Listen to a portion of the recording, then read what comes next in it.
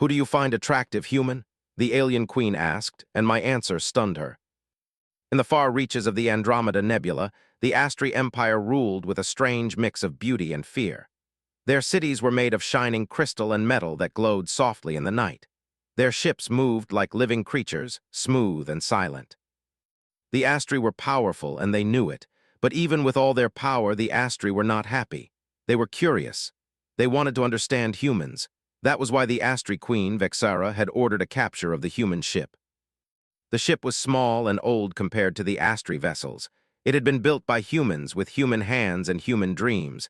It was called the Lark, and it carried a small crew of 6. The Lark was on a mission to explore a new part of space. It was not a war mission. It was a research mission. The crew had only one goal, to learn, but the Astri did not care about that. They saw humans as something rare, something unpredictable. They wanted to study them, so they captured the Lark. The human ship was brought into the heart of the Astri Empire. The crew was taken to the palace, a giant structure of shining crystal that looked like a flower made of light. It stood on a floating island above the clouds, high above the planet's surface. The palace had no doors. It had only one entrance, a beam of light that opened when the queen wished. The crew of the Lark stood inside the palace hall, feeling very small. They were surrounded by tall aliens with long arms and shimmering skin. The Astri wore elegant robes that moved like water. Their eyes were large and calm, and their faces were almost expressionless. They watched the humans like people watch animals in a zoo. The air was warm, the floor was smooth. The walls were made of glass, showing the galaxy outside like a moving painting. At the end of the hall, a throne sat on a raised platform. It was not made of gold or silver. It was made of light, and on that throne sat Queen Vexara. She looked like a queen from a storybook, but with a strange alien beauty.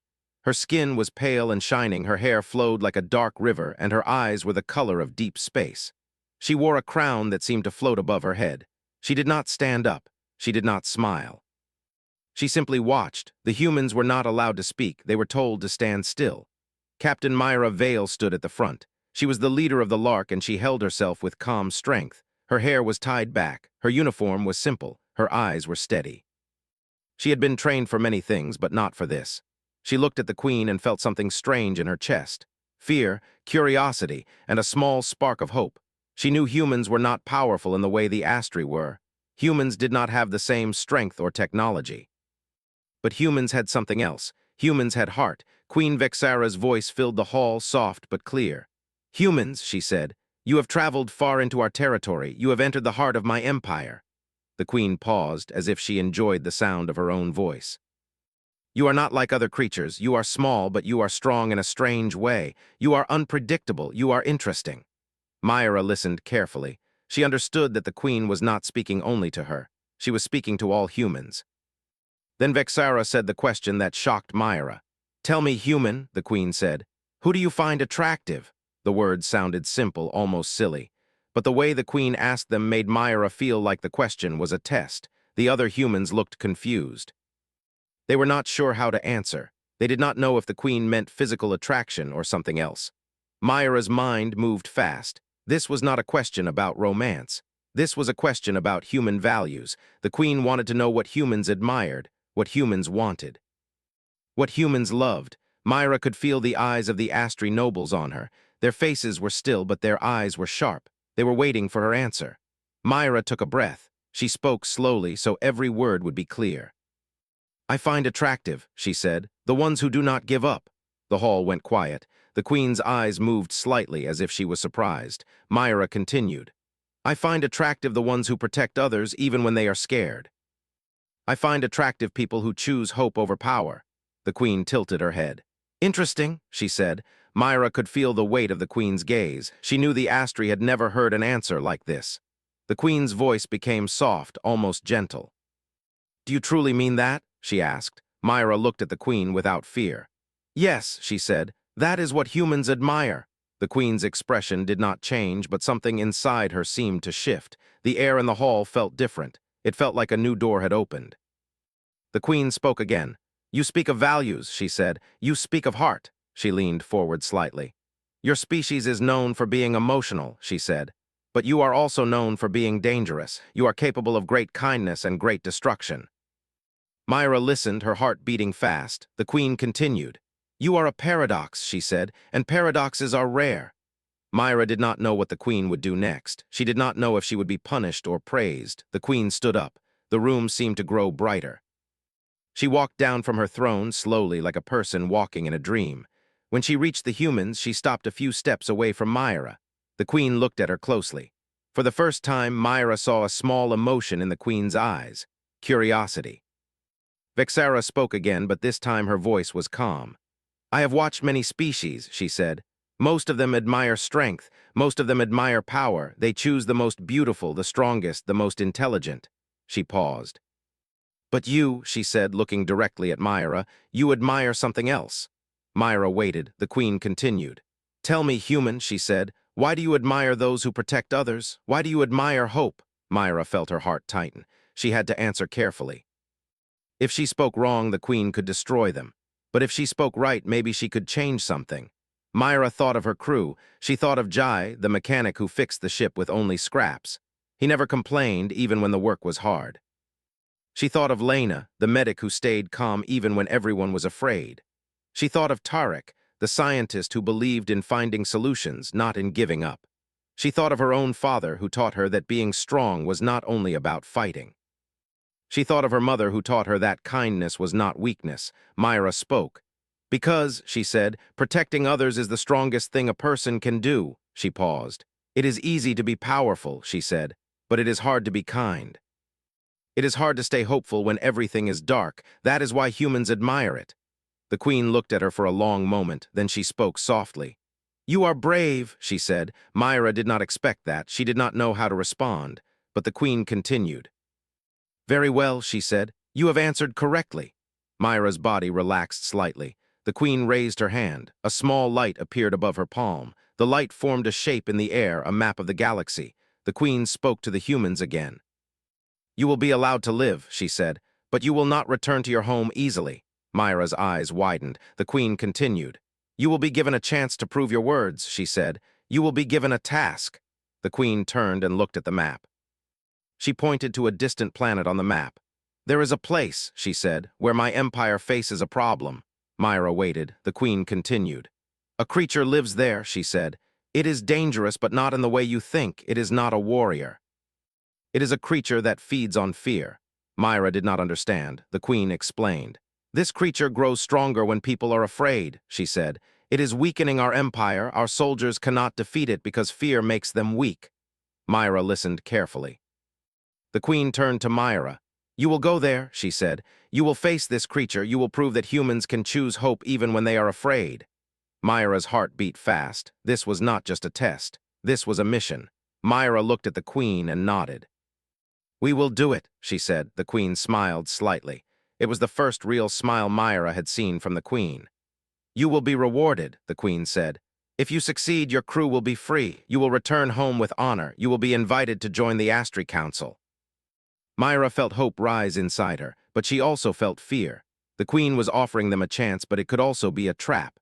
Myra looked at her crew. She saw their faces, tired, scared, but still standing. She felt a strange pride. Humans were small, but they were not weak. They had survived, they had hoped, and they were ready to fight for what they believed in. Myra spoke again. "We will go," she said. "We will face this creature. We will prove that humans are not only brave, but also kind." The queen nodded. "Good," she said. "Then the game begins." The palace lights dimmed. The hall doors opened. The humans were led away. Myra walked with her head high even though she was scared. She knew the next part of their journey would be dangerous, but she also knew one thing. Humans were not only a species of survival. Humans were a species of hope, and hope was something the Astri had never truly understood. The sky above the Astri Empire was not like the sky on Earth. It was full of shifting colors, bright ribbons of light, and floating clouds that moved like slow waves. The palace of Queen Vexera was a floating jewel in that sky. From the outside, it looked peaceful and beautiful.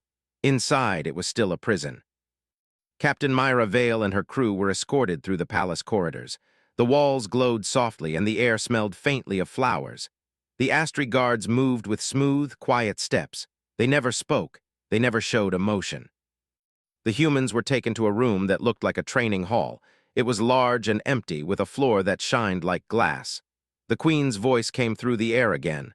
"This is where you will prepare," she said. "You will face the creature on the planet of Karis.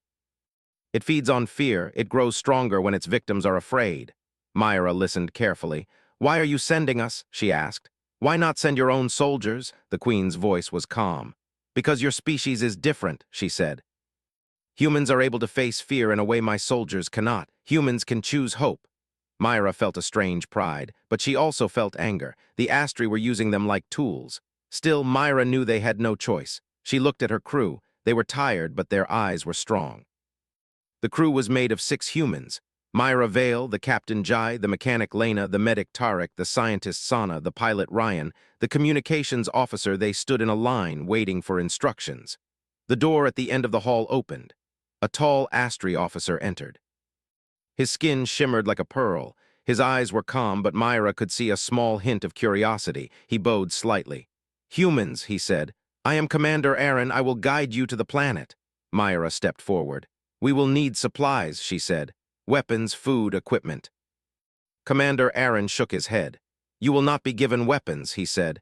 "Your weapons will not work against the creature." Myra's eyes narrowed. "What will we be given?" she asked. The commander's expression remained calm. "You will be given tools," he said. "You will be given knowledge. You will be given the chance to show what humans are capable of." Myra felt a chill. This was not a normal mission. This was a test of the human spirit. The commander led them through a long corridor. The walls were covered in images of the Astri Empire's victories. The humans saw battles where the Astri soldiers fought with bright energy weapons. They saw creatures that were defeated and captured. The humans saw a world built on power, but they also saw something else. They saw fear. The Astri were not just strong, they were controlled. They were controlled by their own fear of losing power. Myra felt a strange feeling. She felt that the Astri needed humans more than they admitted. After a long walk, they reached a room that looked like a small laboratory. There were tables, screens, and a few devices that Myra had never seen before. Commander Aaron stopped in the center of the room. "You will be trained," he said. "You will learn what you need to know. But you must also learn to control your own fear." Myra listened. "How do we control fear?" she asked. Commander Aaron looked at her. "You control it by understanding it," he said. "Fear is not your enemy. Fear is a signal. It tells you what is important." Myra nodded slowly. The commander spoke again. "You will be given a special device," he said. "It will help you see the creature's presence. It will help you find it, but it will also show you your fears." Myra's stomach tightened. "This sounds dangerous," she said. Commander Aaron smiled slightly. "It is dangerous," he said, "but that is the point." The device was placed on the table. It looked like a small crystal sphere. It glowed softly. Commander Aaron picked it up. "This is called the fear lens," he said. "It will reveal what you fear the most." Myra stared at the lens. She wondered what it would show. She wondered what she would see inside herself. The commander continued. "You will be sent to the planet in a shuttle," he said. "The planet is called Karis. It is a dark planet. The creature lives there." Myra's eyes narrowed. "What kind of creature is it?" she asked. Commander Aaron hesitated for a moment. "It is not a creature like you know," he said. "It is not made of flesh. It is a being of energy. It moves through the mind. It feeds on fear." Myra felt a shiver. "How do we defeat it?" she asked. Commander Aaron looked at her with a calm expression. "You defeat it by not being afraid," he said. "You defeat it by being brave. You defeat it by being hopeful." Myra's heart beat faster. That was easier said than done, but she believed it. She believed in her crew. She believed in humanity. The training began. The Astri had no weapons, but they had something else, a training system that showed the human mind images of their worst fears. The system was made of light and sound. It was designed to break the spirit. Myra watched as each crew member entered the training room one by one. First was Jai. Jai had always been strong, but Myra knew he had fears too. She watched the training screen as images appeared around him. Jai's face tightened. He saw a broken ship. He saw his friends lost in space. He saw a future where he failed his crew. He stepped back, breathing heavily. Myra could see the fear in his eyes. Then he did something surprising. He smiled, not a happy smile, a determined smile. He walked forward again. He faced the images. He did not run. He did not scream. He stood his ground. Myra felt a proud feeling in her chest. Then Lena entered the training room. Lena was the medic. She was kind and calm, but she carried the weight of responsibility. The training system showed her images of people suffering. She saw people dying because she could not save them. Lena's eyes filled with tears, but she did not stop. She reached out and touched the images. She whispered to them. She said, "I will find a way. I will not give up." Myra felt her eyes burn. Then Tarek entered the room. Tarek was a scientist. He loved logic and facts. The training system showed him a world where science failed. It showed him that all his knowledge was useless. Tarek looked scared, but he did not give up. He took a deep breath and said, "Even if I fail, I will learn. I will keep trying." Myra watched and she felt a strange feeling. The human spirit was not only about strength, it was about hope. Finally, it was Myra's turn. She entered the training room, the lights dimmed, the images appeared. Myra saw her home planet, she saw her family. She saw the people she loved. Then she saw the worst fear in her mind. She saw her crew dying. She saw herself alone. She saw the Queen's palace and she saw the Astri watching her, waiting for her to fail. Myra felt the fear in her chest. It was strong. It was real. She could feel her heart beating fast. But then she remembered her answer to the Queen. She remembered what she had said. She remembered that humans admired hope. Myra closed her eyes. She breathed slowly. She said to herself, "Fear is not my enemy. Fear is a signal." She opened her eyes. The images changed. She saw herself standing with her crew even in the darkest moment. She saw herself protecting them. She saw herself choosing hope.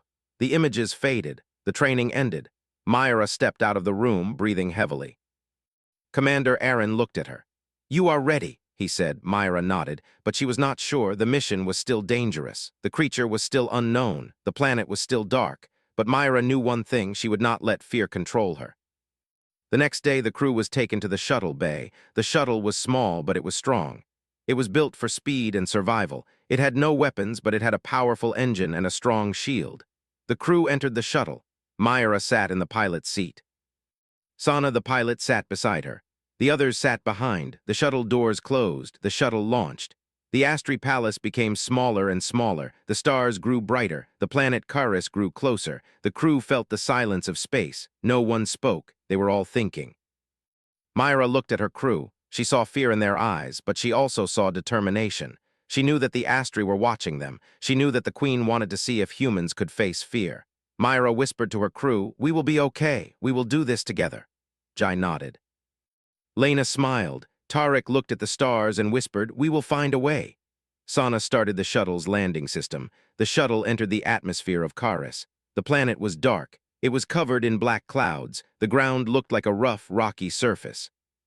The shuttle landed softly. The doors opened. The crew stepped out. The air was cold. The sky was dark, and the silence was heavy. Myra looked at the planet. She felt a strange feeling. She felt that the planet was watching them. She felt that something was waiting. She looked at her crew. She took a deep breath. "Stay close," she said. "Stay together. We will find the creature. We will face it. We will not be afraid." The crew nodded. They began to walk into the dark planet, and somewhere in the shadows the creature waited. It felt the humans' fear. It smiled, because fear was its food, but the humans did not know that. Not yet. The planet Karis was not like any planet the humans had ever seen. The ground was covered in dark rocks that looked like broken glass. The air was thick and cold. The sky was always dim, even when the sun was high. It felt like the planet was trapped in a permanent night. The crew of the Lark walked carefully. Their boots made soft sounds on the rocky surface. The air smelled like metal and rain. Every step felt heavy, as if the planet was trying to pull them down. Myra led the way. She held the fear lens in her hand. The device glowed softly, showing a small map of their surroundings. The crew followed behind her. They moved slowly, but they stayed close. The planet was silent, too silent. No birds, no wind, no sounds of life, just the sound of their own breathing. Myra looked at the lens. The lens showed a glowing dot in the distance. "That must be the creature," she said. Tarek studied the lens.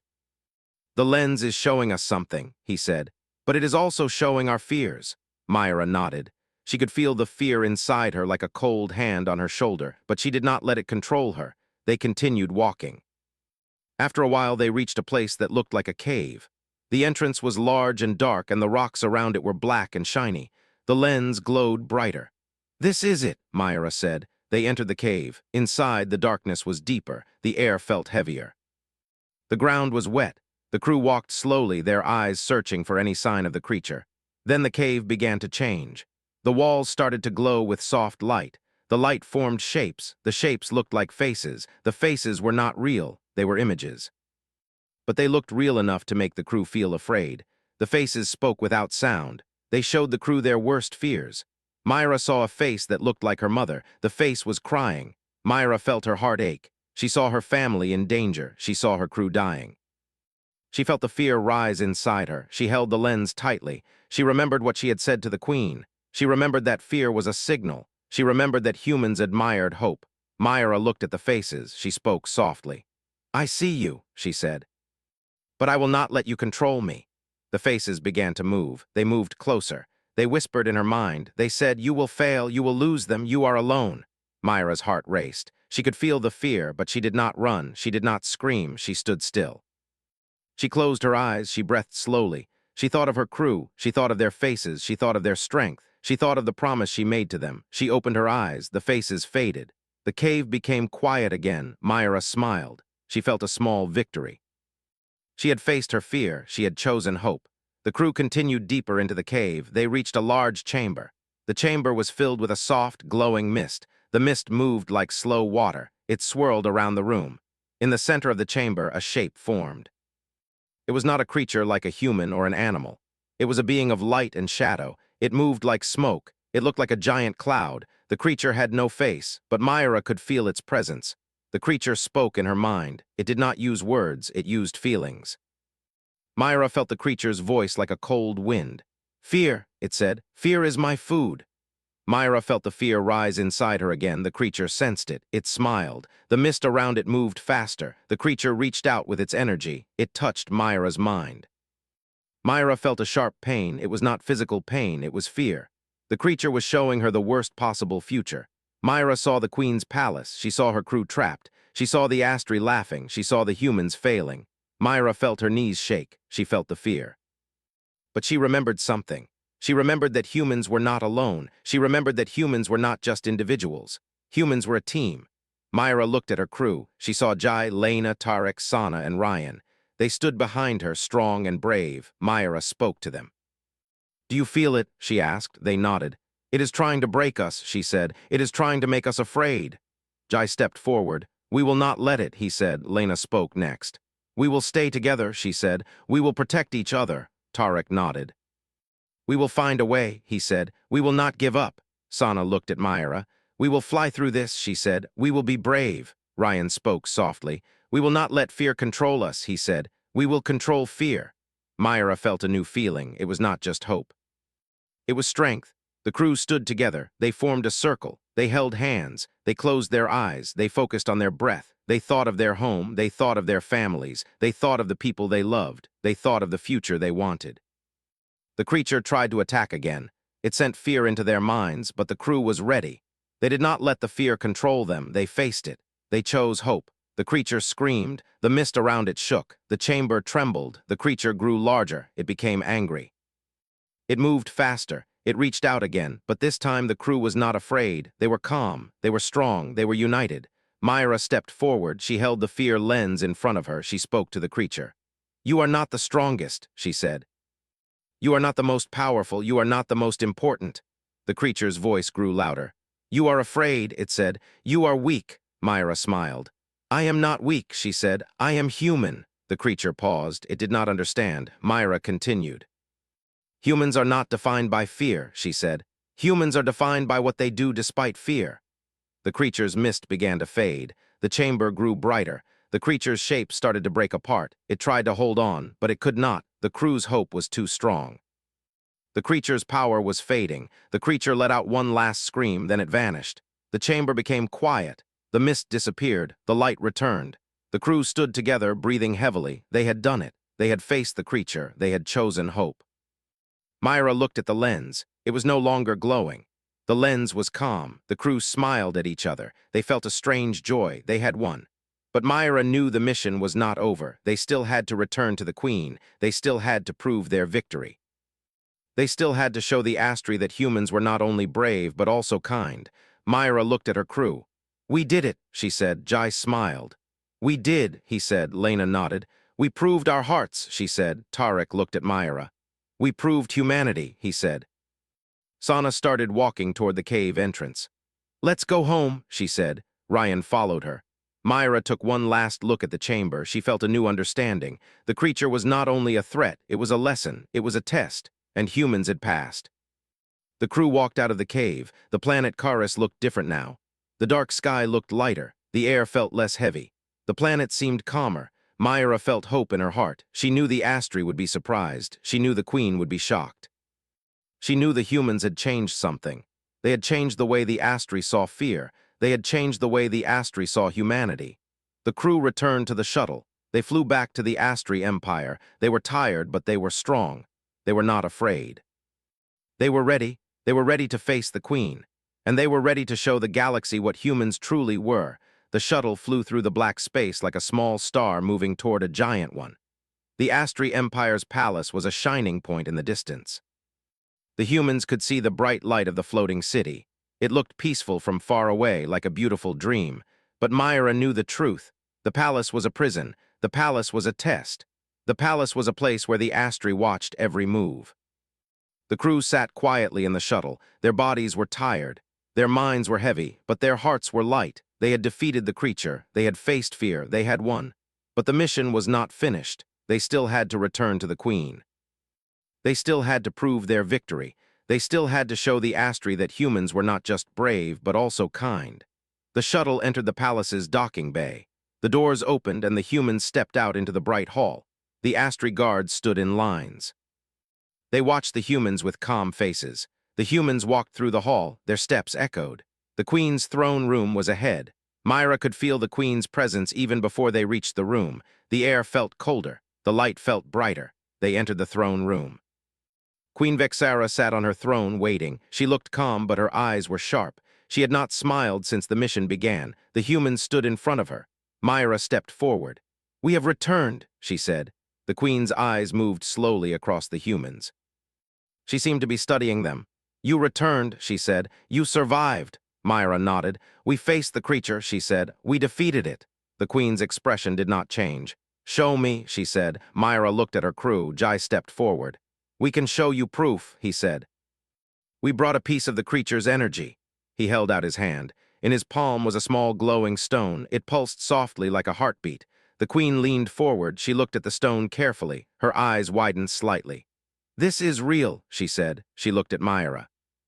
"You have succeeded," she said. "You have defeated the creature." Myra felt a small relief, but she knew the Queen was not finished. The Queen spoke again. "You have proven your bravery," she said. "But bravery is not the only thing that matters." Myra waited. The Queen continued. "Humans are strong," she said. "Humans are brave, but humans are also unpredictable." She paused. "You chose hope," she said. "You chose to protect each other." The Queen's eyes softened slightly.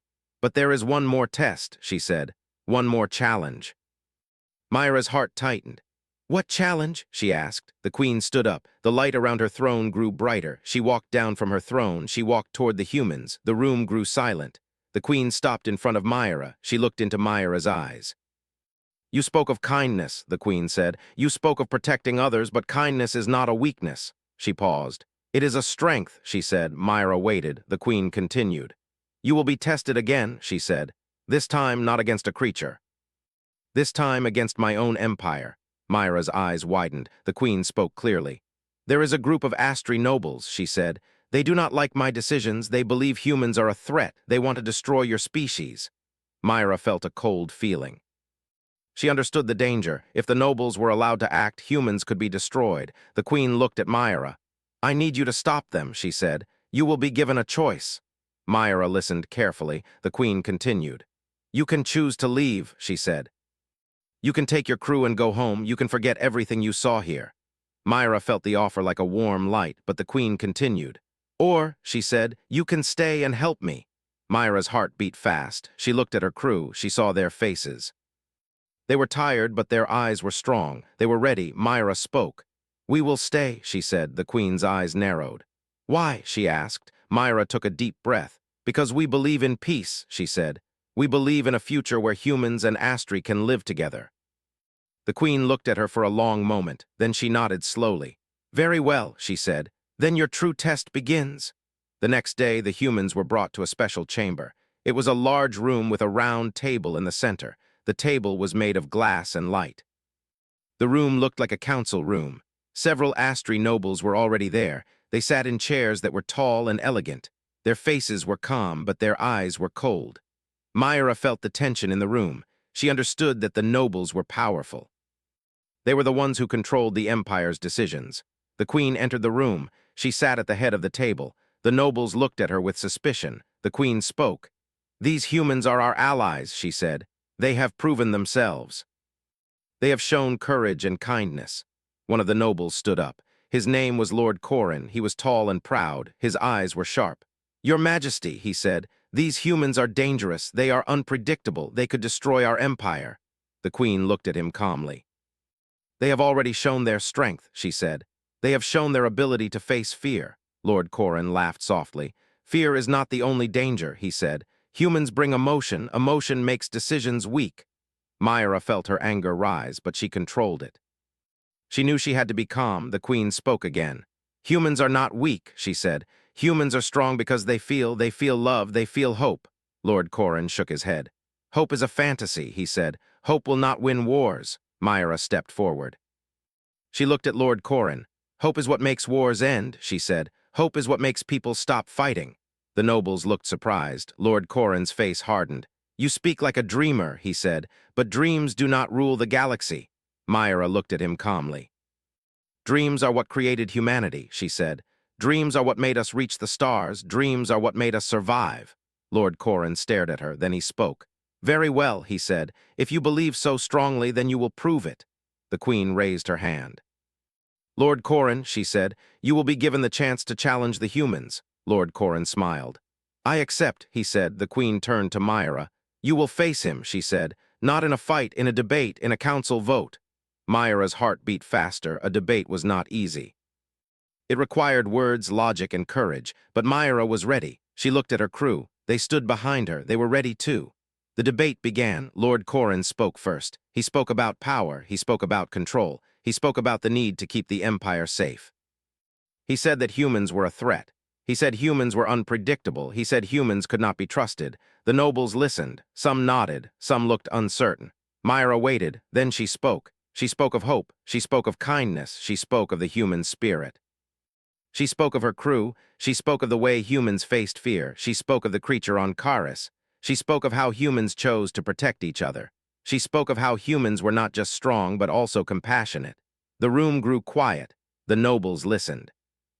Myra felt her heart beat fast. She knew this was her moment. She knew this was her chance to change the empire. She continued speaking. "We are not here to take your power," she said.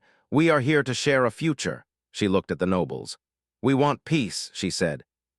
"We want friendship. We want to learn from each other." The nobles looked at each other. Lord Corrin spoke again.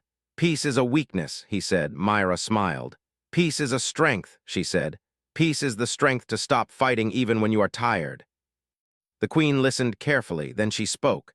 "The vote will begin," she said. The nobles raised their hands. Some voted for humans. Some voted against humans. Myra watched carefully. Her heart beat fast. The vote was close.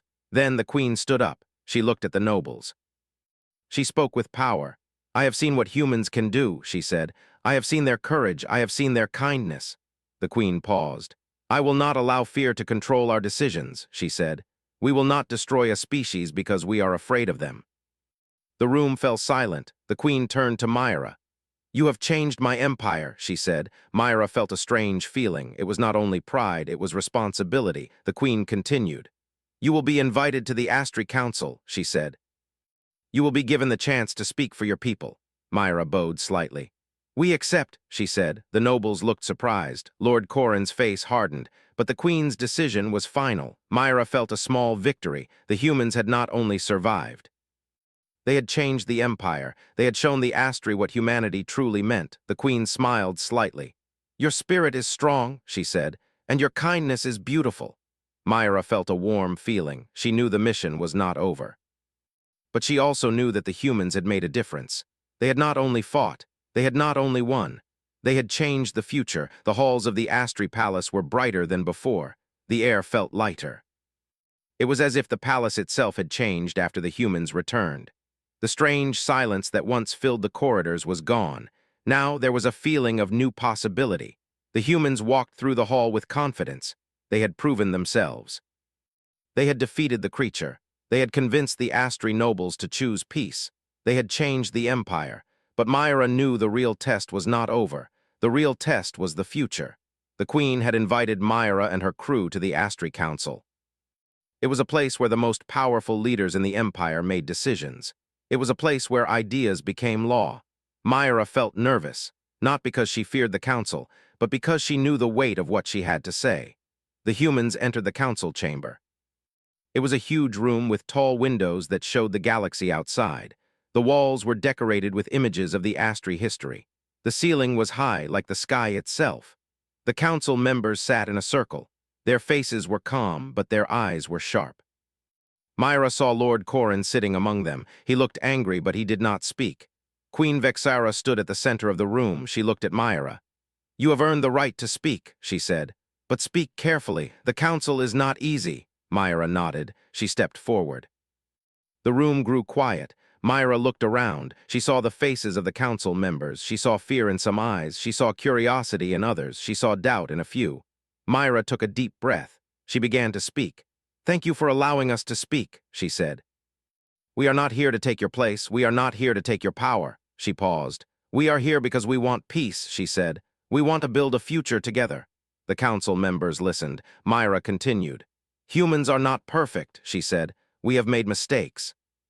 We have fought wars, we have hurt each other." She looked down for a moment. "But we have also learned," she said. "We have learned to forgive, we have learned to help, we have learned to care."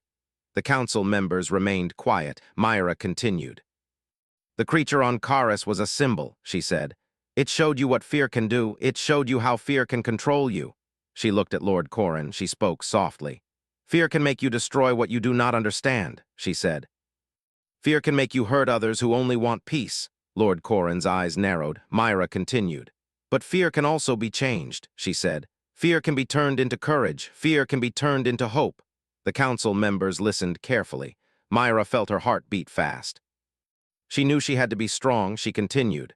"We are different," she said. "We do not have your power. We do not have your technology." She looked around the room.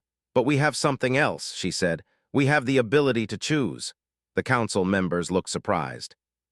Myra continued.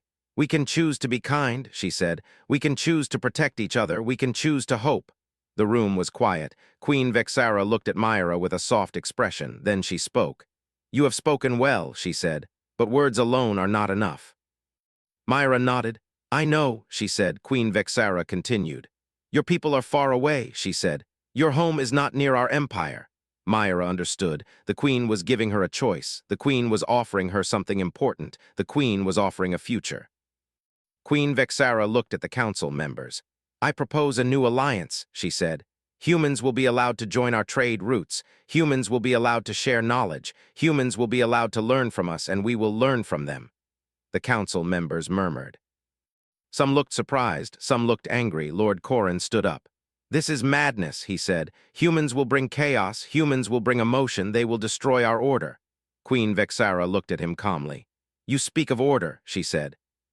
"But order without kindness is not strength." Lord Corrin's face hardened. "You are weak," he said. "You are letting emotion control you." Queen Vexara smiled slightly. "I am letting understanding control me," she said. She turned to Myra. "You have changed my view," she said. "You have shown me that strength is not only power, strength is also compassion." Myra felt her eyes burn. She felt proud. She felt grateful. The queen continued. "Humans will be welcomed," she said, "but you must also promise something." Myra waited. The queen spoke. "You must promise that your people will not seek to control us," she said. "You must promise that humans will not use our technology to harm others." Myra nodded. "We promise," she said. The queen looked at the council. "I will not force this alliance," she said. "But I will support it." The council members continued to murmur. Some looked angry, some looked unsure. But the queen's decision was final. The alliance was approved. The room grew quiet. The humans felt a strange joy. They had done it. They had changed the empire. They had created a new future. After the council meeting, the queen invited Myra to her private chamber. The chamber was quiet. It was decorated with soft light and gentle colors. It felt calm, like a place where a person could think. The queen sat by a window that looked out into space. Myra stood beside her. The queen spoke softly. "You surprised me," she said. Myra smiled. "I surprised myself," she said. The queen looked at her. "You said humans admire those who protect others," she said. "You said humans admire hope." Myra nodded. "Yes," she said. The queen continued. "I thought you would admire strength," she said. "I thought you would admire power." Myra shook her head. "Strength is not always power," she said. "Strength is the ability to keep going. Strength is the ability to care. Strength is the ability to choose hope even when you are afraid." The queen looked at her with a new understanding. "You are different," she said. "Your species is different." Myra felt a warm feeling. The queen continued. "Humans have something we do not," she said. "Humans have a heart." Myra felt tears in her eyes. She did not cry, but she felt the emotion strongly. The queen spoke again. "Your crew is free," she said. "You may return to your home." Myra nodded. "But I want something else," she said. The queen looked at her. "What do you want?" she asked. Myra thought for a moment, then she spoke. "I want the Astri to know that humans are not a threat," she said. "I want them to know that we can be friends." The queen smiled. "You have already done that," she said. Myra looked out into space. She thought of Earth. She thought of her family. She thought of the future. She knew that the galaxy had changed. Humans were no longer unknown. Humans were no longer a mystery. Humans were now a part of the stars. The queen spoke softly. "Will you return?" she asked. Myra looked at her. She thought of her crew. She thought of the promise she made to them. She thought of the future she wanted. She smiled. "Yes," she said, "we will return. And we will bring peace." The queen nodded. "Then go," she said. "Go and show your people what you have done." Myra bowed. She turned and left the chamber. She walked through the palace halls. She met her crew. They were waiting. They looked happy. They looked proud. Myra smiled. They walked to the shuttle. The shuttle launched. The Astri Empire grew smaller in the distance. The stars surrounded them. Myra looked at her crew. She felt a deep pride. She felt a deep hope. She knew that the galaxy had changed because of them, and she knew one more thing. Humans were not only strong. Humans were not only brave. Humans were kind. And kindness was the most powerful force in the universe.